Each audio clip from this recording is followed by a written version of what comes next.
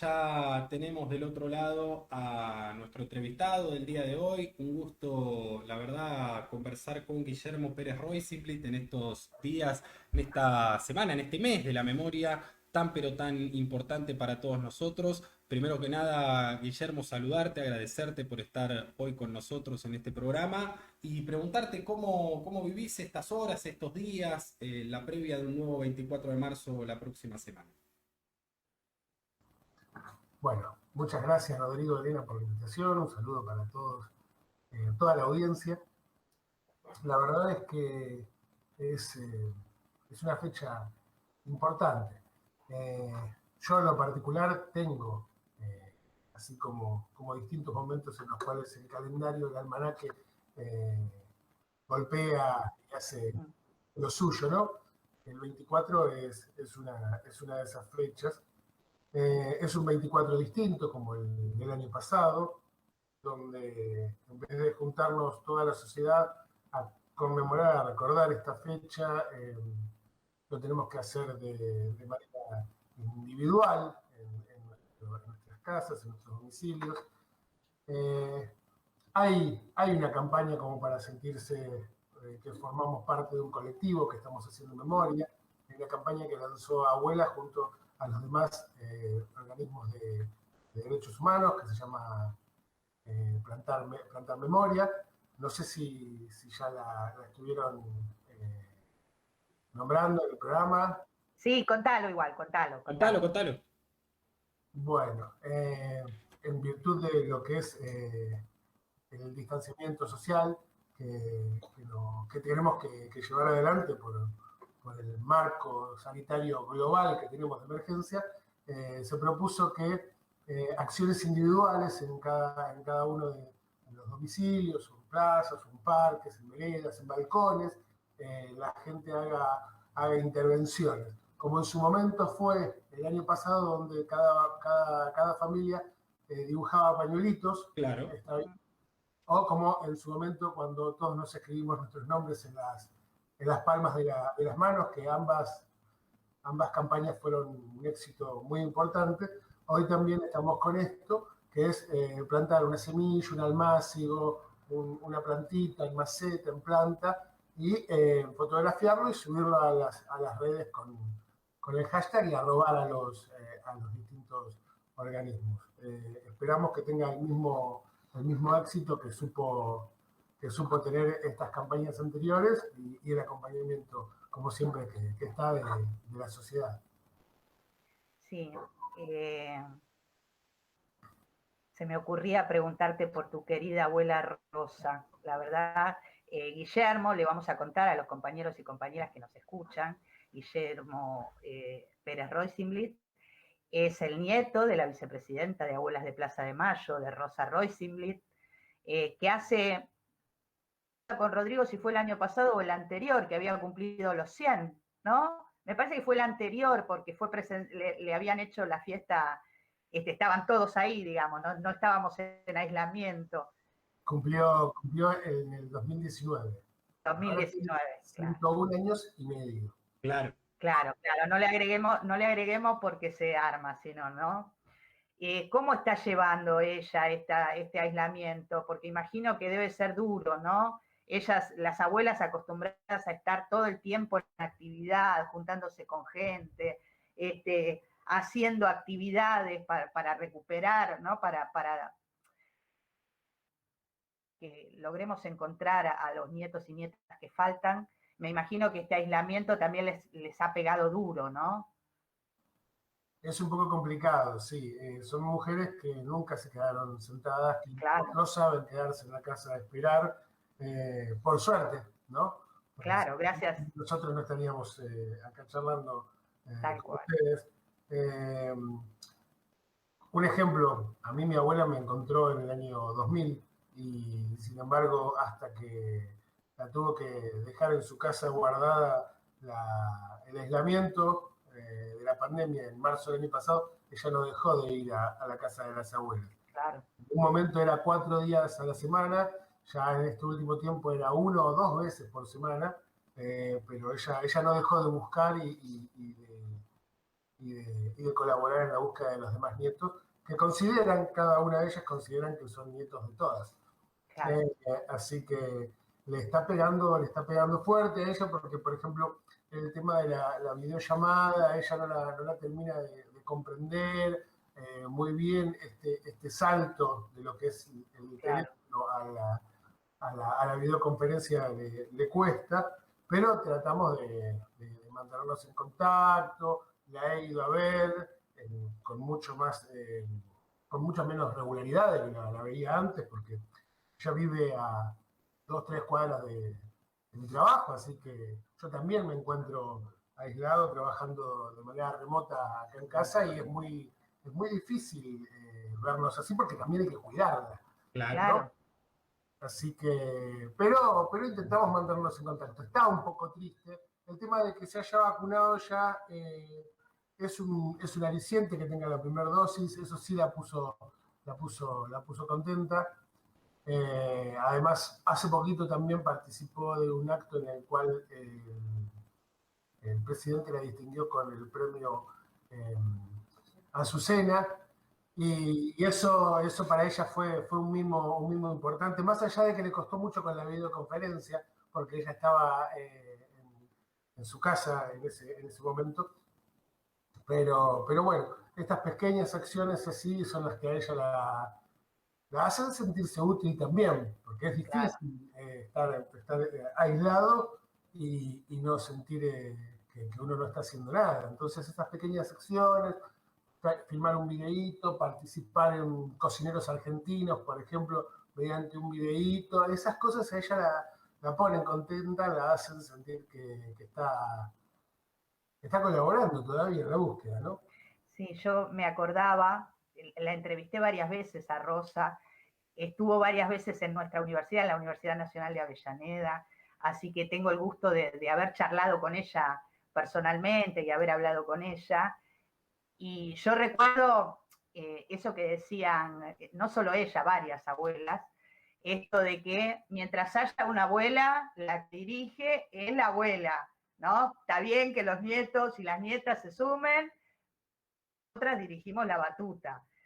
Imagino que digamos, este aislamiento, esta cuestión de que, la verdad, en todos los actos estamos viendo a nietos y nietas, además de tener algunos nietos en la función pública hoy, ¿no? Como Horacio Pietragala, como el ministro de Ambiente, Juan Cabandier. Imagino que para ellas también es, bueno, nada, les tenemos que ceder el lugar porque nosotras nos tenemos que quedar, pero no debe ser fácil, claro que sí. Que digamos, que han llegado a encontrar, ¿no?, a tantos nietos y tantas nietas por la fuerza de voluntad y por el carácter que tienen y porque se pusieron la lucha al hombro y no se quedaron llorando en su casa, sino que salieron a la calle. Entonces es más difícil, ¿no? Para bien podrían haberlo hecho, ¿eh? Bien podrían haberlo hecho y estaban en todo su derecho, pero... Claro que sí. Pero les cuento, para ellas hablan de lo que se conoce, lo que siempre habla Estela y justamente mi abuela, del trasvasamiento generacional. Para ellas es muy importante esto del trasvasamiento generacional, pero con todo en su justa medida. Claro. Siempre que haya una abuela, va a mandar la abuela. Eso sí se dice, pero absolutamente todo el tiempo en las reuniones, en las conferencias de prensa, en las entrevistas, nos queda absolutamente claro. Tengo muchísimos hermanos que están en la función pública, Juan Cabandier, Horacio Pietragala, Victoria Montenegro, que está por la ciudad, Lorena Vicky Ronda, Lorena Batistiol, Guado de Pedro. La verdad es que sí, muy orgulloso de esta generación de dirigentes que la verdad a mí me hacen sentir, son un modelo, un ejemplo en muchos casos. Y nada, y todo empezó con la lucha de ellas, ¿no? Aún nos faltan encontrar más de 300 nietos y nietas. Y estaba leyendo hoy que salió una nota en página 12 que desde Cancillería se está activando la búsqueda de nietos y nietas en el exterior, ¿no? Que me parece muy importante que vuelva, digamos, el Estado vuelva a hacerse cargo de esta búsqueda. Sabemos que es complicado, que los medios de comunicación hegemónicos no acompañan. Y cuánto potenciaría la búsqueda, esto, nada, una teoría que tengo desde hace años, cuánto potenciaría la búsqueda si los medios que tienen más audiencia, que son los hegemónicos, estuvieran todo el tiempo hablando de esto, ¿no? Poniendo esta búsqueda en agenda. Pero bueno, ¿qué decirles? Estos medios, muchos de ellos cómplices de la dictadura genocida del 76, obviamente tendrán miedo que en algún momento, yo la verdad guardo la esperanza, que en algún momento se juzgue la complicidad civil de estos medios, de estos empresarios de la dictadura cívico-militar, ¿no? Bueno, te contesto por partes, porque... Sí, yo hice una larga reflexión. Primero, sí, Cancillería activó un protocolo en el cual se empezó a capacitar a cada una de las representaciones que tiene en los distintos países, que son embajadas, consulados, representantes de negocios. Hubo toda una capacitación muy intensa a finales de febrero, principios de marzo, donde con Adi, abuelas, incluso muchos nietos estuvimos colaborando para que en esta campaña por el derecho a la identidad de forma global, cada persona que siente dudas sobre su identidad y que de alguna forma está relacionada con la historia argentina, con ese pedazo, en especial tan oscuro, de nuestra historia argentina, se puede acercar a esas representaciones, consultar sobre cómo hacer para saber sobre su verdadero origen y todo lo que tiene que ver con el protocolo para realizar una correcta extracción de muestra de material genético y también lo que se conoce como la custodia del mismo para que llegue con total integridad y para que se pueda analizar. Esto es muy importante porque nosotros sabemos positivamente, porque hemos ya tenido casos, que muchos de mis hermanos, de los nietos que estamos buscando, ya se encuentran en el exterior. Uno es el caso de Ana Libertad, que está en Holanda, y el otro también es el caso de Diego Martín Ogando Montesano, que es el nieto de la abuela Delia, claro. que estaba en Miami. Entonces nosotros sabíamos que esta posibilidad estaba, que no era que el 100% de los nietos iba a estar solamente en Argentina, así que desde ese punto de vista es que está colaborando el Estado supone otra vez la búsqueda como corresponde sobre los hombros y empieza a hacerlo a nivel global. Hay dos momentos muy importantes de nuestra historia más reciente en la cual se dan movimientos migratorios. Uno de ellos es cuando vuelve la democracia, que hay algunas familias que se iban escapando de la democracia. Esas son las familias de las cuales sospechamos que tienen algo que ver con la desaparición de la apropiación. Y después hubo otro movimiento migratorio muy importante, que es cuando mi generación alcanza la mayoría de edad, que es que se da justamente en el marco de la crisis del 2000-2001. Que muchos recordarán que Ezeiza, Aeropar, que era continuo el tema de que se fuera los jóvenes a buscar destino y suerte en otros países. En de estos dos movimientos migratorios es que sabemos positivamente que tiene que haber en otros lados nietos, en otros países nietos. Y con respecto a las campañas, y sabemos también que por las hojas, por la tinta de muchos diarios, grandes diarios, la tinta tiene sesgo de sangre porque fue quitado de papel prensa a mano armada y con el corolario del secuestro, de la tortura y la muerte de muchas personas. Eso se sabe. Lo que pasa es que para obtener un poco más de justicia hay que modificar definitivamente lo que queda de aquel viejo poder judicial donde todavía hay muchos que tienen privilegios. Para mí, justicia y poder judicial no son sinónimos. Claramente, a mí me hago campaña para que nos demos cuenta y dejemos de utilizarlo a la palabra justicia como sinónimo de nuestro poder judicial, que en muchos casos deja un montón que desear.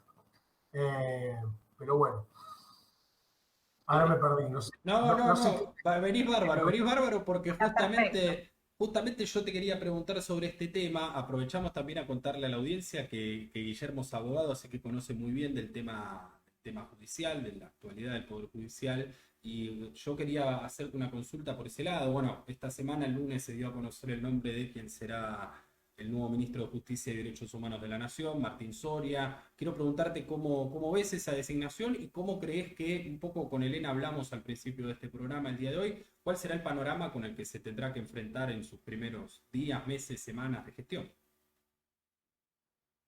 Yo lo veo con mucha esperanza, para mí es un cambio sumamente positivo.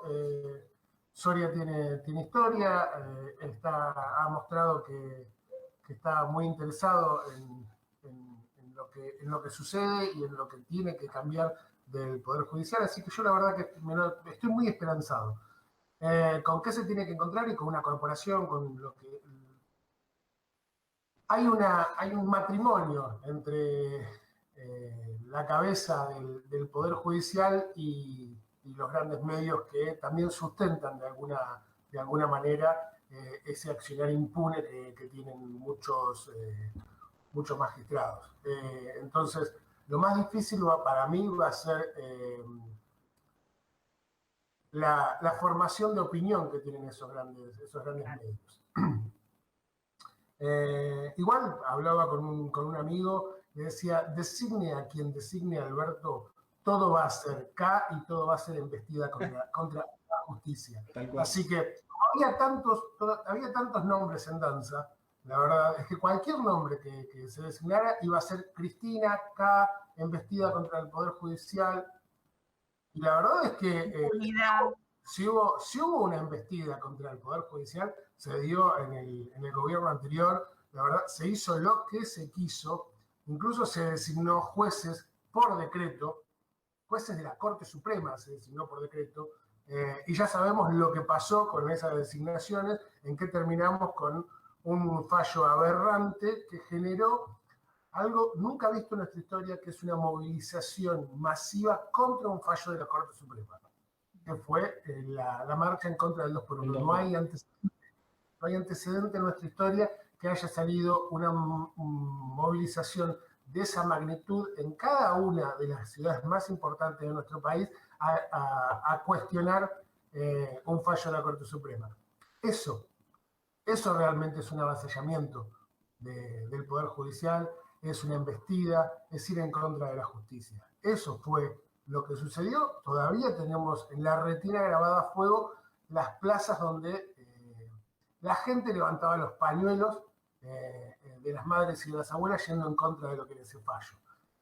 Una sociedad cansada de las demoras y de las dilaciones que tiene el Poder Judicial justamente en las causas de delito de lesa, y de que los genocidas ya condenados, con sentencia firme y todo, en vez de estar en una cárcel común, más del 80% de ellos están o en su casa, con arresto domiciliario, con un beneficio que me parece que no les correspondería, o ya en libertad porque cumplieron los 2/3 de su condena. Digo porque esto capaz que no se sabe, pero tenemos muchos genocidas ya están caminando entre nosotros y no son vecinos comunes y corrientes, son asesinos. Tal cual. Sí, justamente te iba a preguntar cómo es el estado hoy de los juicios de lesa humanidad, cómo se está trabajando, si volvieron a tener, porque en algún momento durante el gobierno de Cristina Fernández de Kirchner había muchos organismos del Estado que tenían como programas y proyectos para acompañar esta búsqueda de la verdad a través de los juicios, que obviamente cuando llegó Macri al gobierno se desbarató todo. Pero ¿cómo está hoy eso? ¿Vuelven a tener ese apoyo del Estado para llevar adelante los juicios, para buscar la verdad, ¿no? Y la justicia. Hay muchas, pero muchas causas que están demoradas en lo que es la Corte Suprema, muchísimas. Muchísimas. Hay otros actores del Poder Judicial que no terminan de activar y los pocos que realmente han empezado con las distintas causas, se dilata muchísimo cada una de las audiencias.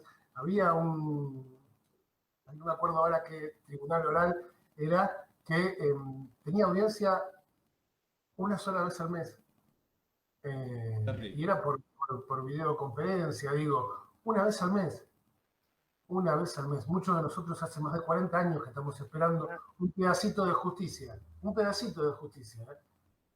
Y de repente nos encontramos con un tribunal, con magistrados que lo único que permiten es una vez al mes, y en muchos casos ni siquiera quieren hacer públicas esas audiencias. Y ahora contamos con toda la tecnología para que pueda toda la sociedad en su conjunto escuchar de qué se acusa a estos señores, permitiéndoles que se defiendan una defensa que no permitieron que nuestros padres y nuestros desaparecidos tengan una defensa en juicio, como corresponde, con un juez natural, con un abogado, la posibilidad de que se escuche sus argumentos. Nada de eso está pasando. Así que les voy a dar un ejemplo. En el 2016 nosotros pudimos de una vez por todas llevar a juicio, mi familia y yo pudimos llevar a juicio a los responsables del secuestro de mis padres. Entre ellos a Grafiña, quien era uno de los jerarcas de una de las juntas militares, la cabeza de la Fuerza Aérea en una de las juntas. Sí. Grafiña, en lo que es el juicio a las juntas de 1984, 85, no recuerdo bien, fue absuelto. ¿Está bien? Y sin embargo, en el 2016, 30 años después, lo teníamos sentado otra vez en el banquillo por el secuestro de mis padres. De ese juicio, en el cual faltaron más de una treintena de agentes, en ese juicio solamente estaban sentados en el banquillo 3 militares. Grafiña, el jefe de la Arriba y mi apropiador. La Arriba, la Regional de Inteligencia de Buenos Aires, contaba con una planta de más de 30 agentes. Sin embargo, hubieron 3 nada más. Y de esos 3 tipos que fueron juzgados, ninguno dijo absolutamente nada de qué es lo que pasó con mis padres.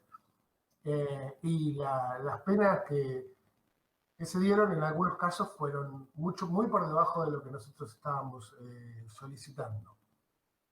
Y eso para nosotros tuvo que ser justicia, más allá de que sabemos que ni el jefe del Estado Mayor de la Fuerza Aérea, ni el jefe de la Arriba podían estar 24 horas, los 7 días de la semana, junto con mi apropiador, cuidando manteniendo secuestrados a mis padres. Claro. No podían, solamente ellos. Sin embargo, los únicos 3 que fueron juzgados fueron ellos. Y no hay vista claro, de que va a haber un segundo juicio, ni nada por el estilo. O sea que se da en hechos lo de la obediencia debida, ¿no? Sí, claro que sí. Claro que sí. Y que pensemos, esa treintena que había detrás, ¿no? De suboficiales o de agentes, son, digamos, más jóvenes.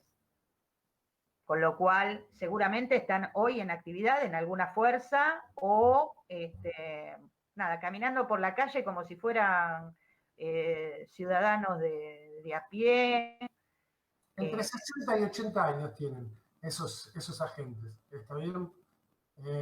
A los cuales corresponde verificar qué responsabilidad tuvieron en el secuestro, no solo de mis padres, porque no fueron los únicos que claro. lugar, ¿está bien? Pero, sin embargo, esto que nosotros llamamos justicia, que en realidad es el Poder Judicial, no activa, no acciona. Es imposible que haya quedado en manos de 3 personas nada más el secuestro y mantener secuestrado y, mientras tanto, torturar a mis padres durante 1 mes y medio, en 3 personas, 2 de las cuales tenían responsabilidades ejecutivas encima. Así que digo, esto que es obvio para nosotros y para una gran parte de la sociedad, no lo es para el Poder Judicial, y solamente se juzga a 3 de ellos. ¿Está bien? Y en esto de jugar a 3 de ellos, en ningún momento estas personas, estos 3 genocidas, muestran ningún grado de arrepentimiento, ni tampoco ninguna intención de colaborar. Porque llega un momento en que nosotros, en especial mi familia, después de haberme encontrado a mí, lo único que resta por encontrar es saber qué es lo que pasó con nuestros padres, qué es lo que pasó, cuándo fue que los mataron, y en especial dónde están sus restos, ¿no? Como para que nosotros dejemos de duelar constantemente, porque nosotros estamos metidos en un duelo eterno, Claro. hasta que sepamos qué es lo que sucedió con ellos y dónde están sus cuerpos. Pero no hay ningún grado de interés en que eso suceda. Pareciera ser como que es la última victoria de los malvados, de los malditos, de llevarse ese dato a la tumba, ¿no? Tal cual. Y con eso nos encontramos, donde un poder judicial termina siendo, hasta te diría, cómplice en esto de beneficiarlos con algunas medidas que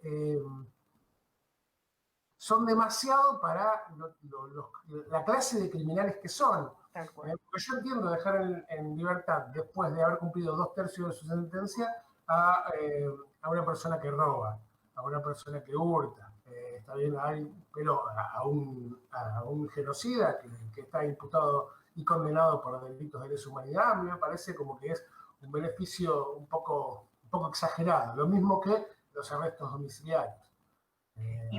Y además, Guillermo, después de 40 años, ¿no? O sea, 40 años buscando justicia, 45 que se cumple. 40 años de impunidad, donde sí gozaron de estar caminando por la calle, digo, ¿no? Tal cual. Pero es que además muchos de ellos, después de que se les brinda este beneficio, por ejemplo el del arresto domiciliario, lo violan, porque para colmo lo que nos encontramos es con que en la gestión anterior, en la gestión del ingeniero Macri, no tenían ni siquiera, no había ni siquiera control de parte del gobierno, de los organismos gubernamentales, para verificar que estos genocidas se quedaran en su domicilio.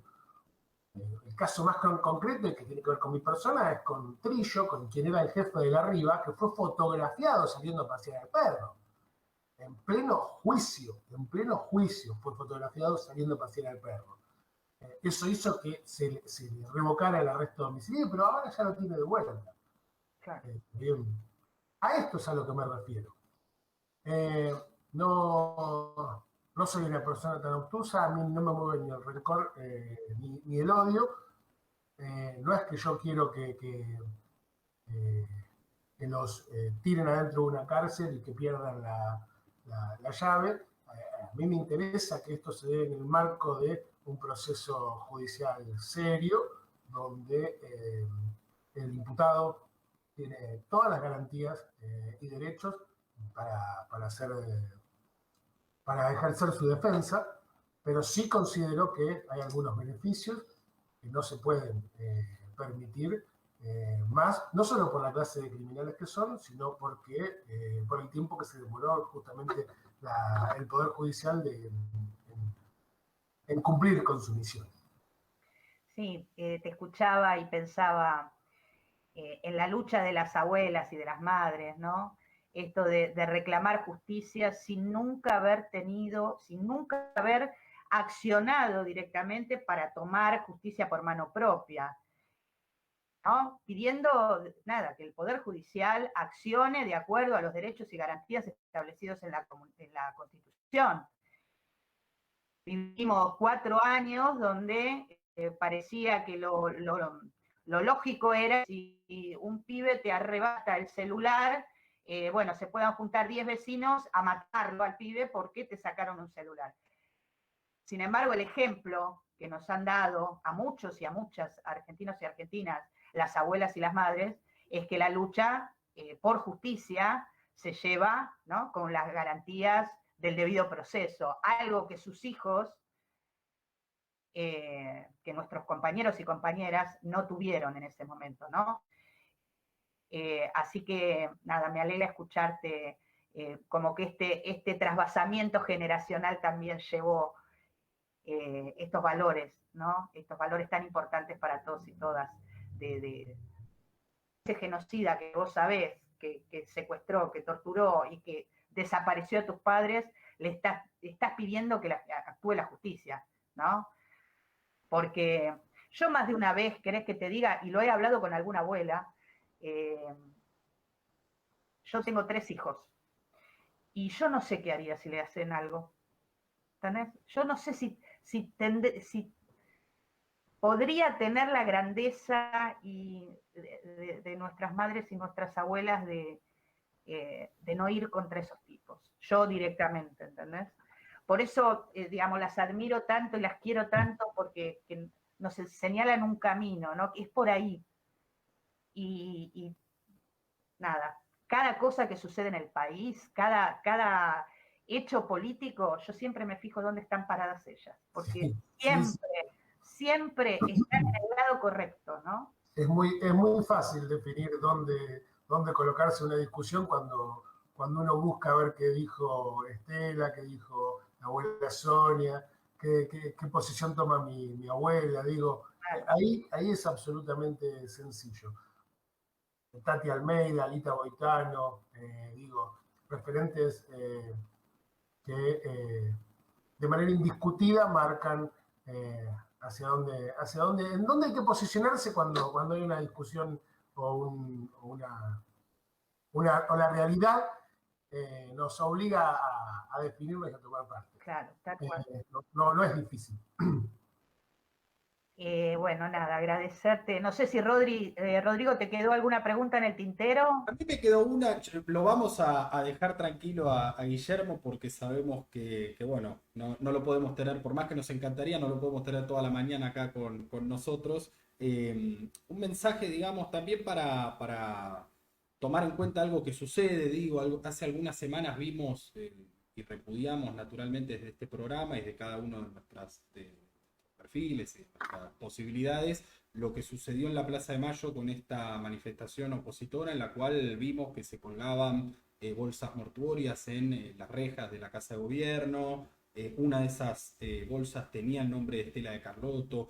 Uno ve y uno lee que, lo habrás visto vos, que sos también bastante tuitero, que en las redes sociales está toda esta movida de los libertarios, que son mayormente pibes y pibas jóvenes que relativizan todo lo que tiene que ver con los derechos humanos. ¿Cómo plantearías vos una estrategia para minimizar esas expresiones y lograr que, bueno, hacer entrar en razón a ese sector de la sociedad? Bueno, primero que hay que delimitarlo. Nosotros, cuando digo nosotros, hablo como parte de abuelas.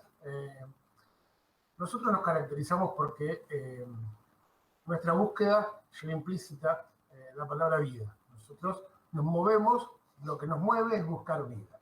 ¿Está bien?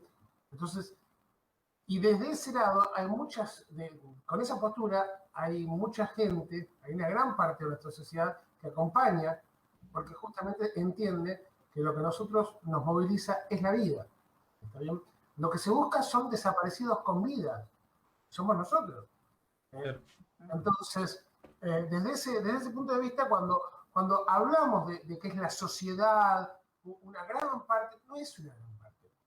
Digo, los que festejan la muerte, los que en otra oportunidad en movilizaciones presentaba una horca, hablaba del Versalles, contra Cristina, contra Amado, contra Aníbal. Yo me acuerdo de esas maquetas que en otras movilizaciones, en otros gobiernos han sucedido. Son los mismos que ahora están con esta bolsa mortuoria.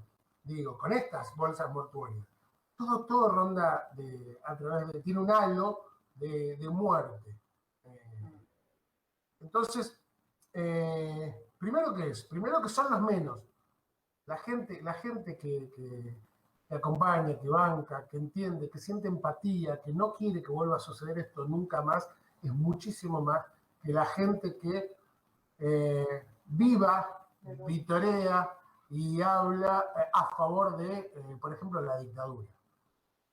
Yo personalmente puedo decirlo porque es mucha más la que me ha tocado, incluso en un universo digital como lo es Twitter, donde cualquiera puede responderte, cualquiera puede ir y atacarte mientras vos no tengas el candadito. Digo, en ese lugar yo me encontré con muchísima más gente buena que con gente mala. Realmente lo digo. Eso por un lado. Y segundo, estas nuevas expresiones neofascistas que hablan de libertarios, tienen que ver también con la ausencia de un debate serio político en la mesa con sus hijos, digo.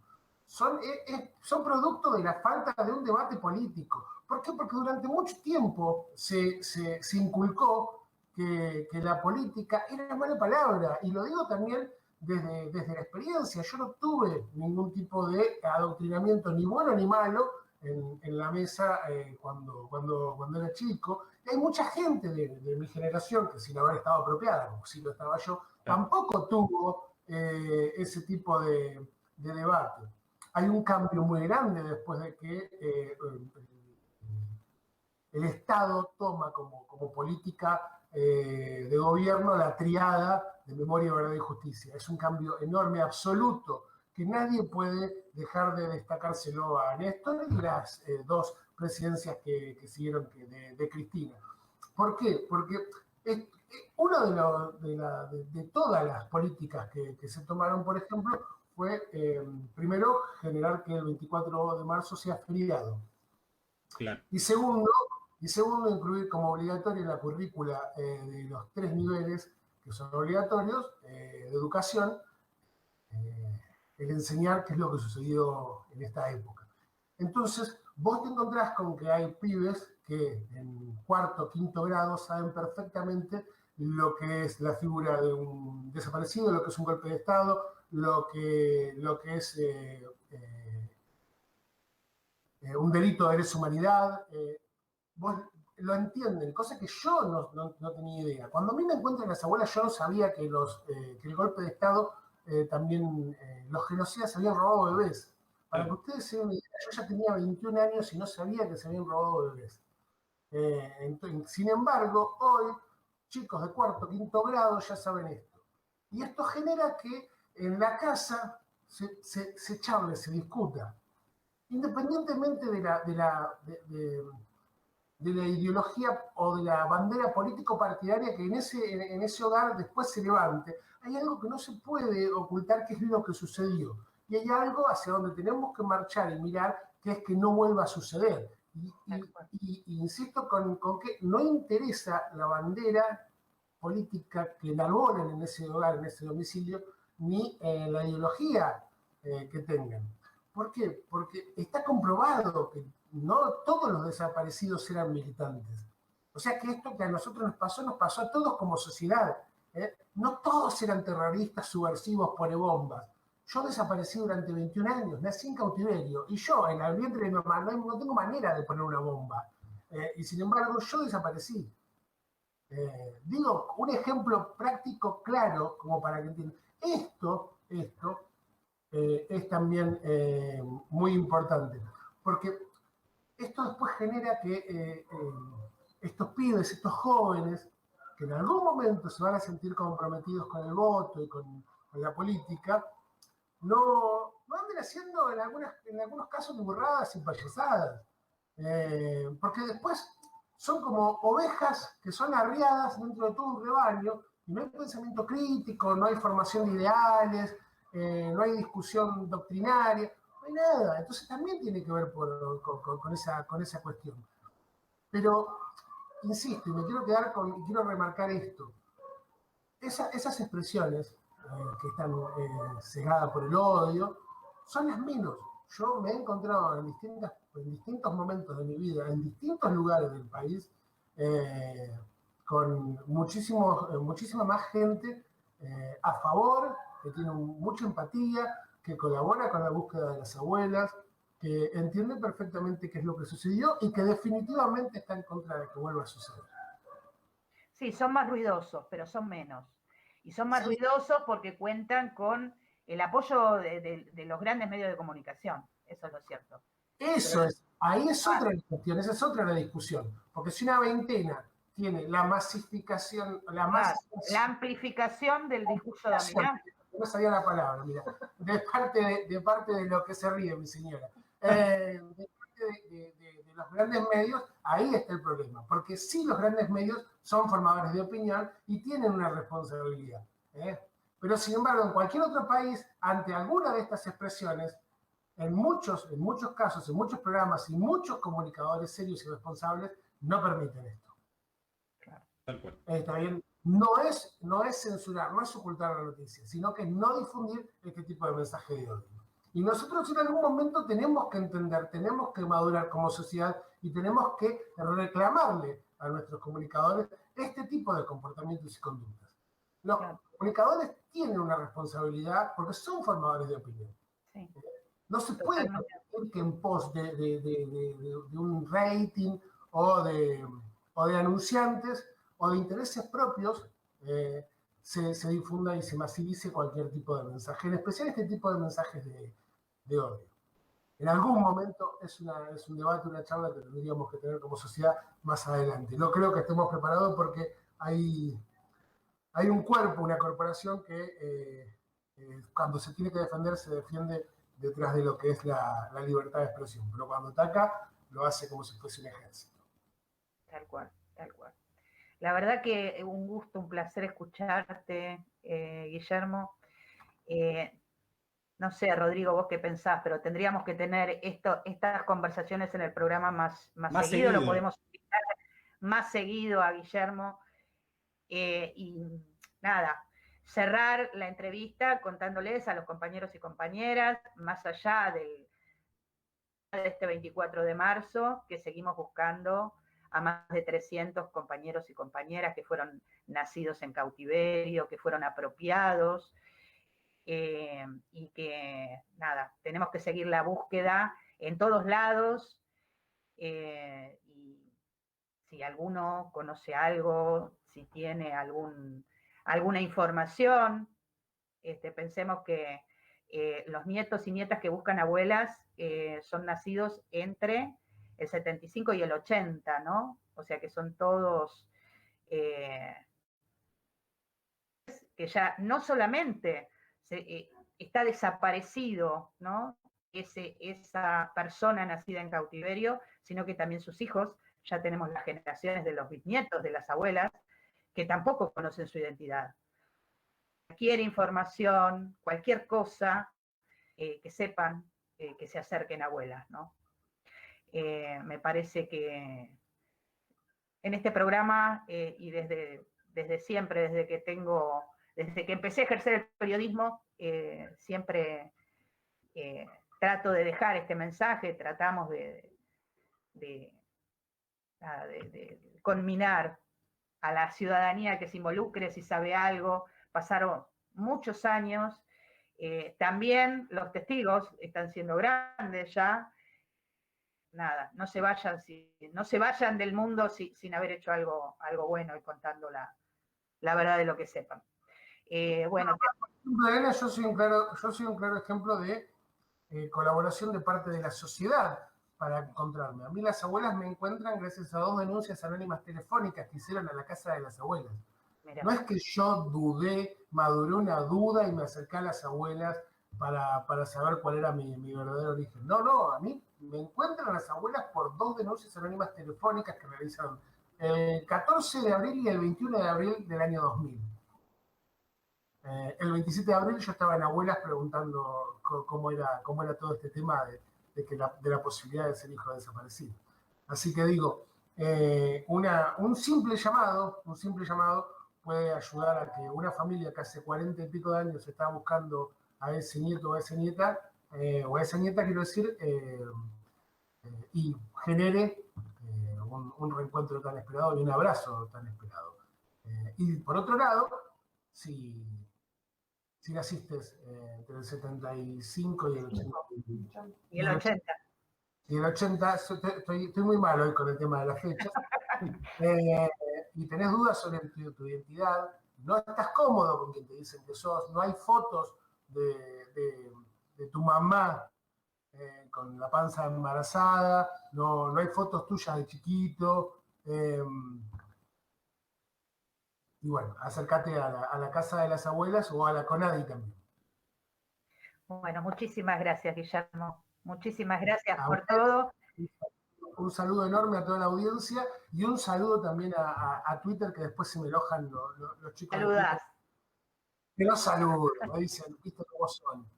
Un beso enorme, gracias a ustedes. Gracias, gracias. Gracias, Un beso Guillermo, a un la abuela abrazo. Rosa. Bueno, será dado. Un beso, gracias Elena, gracias Rodrigo. Un abrazo.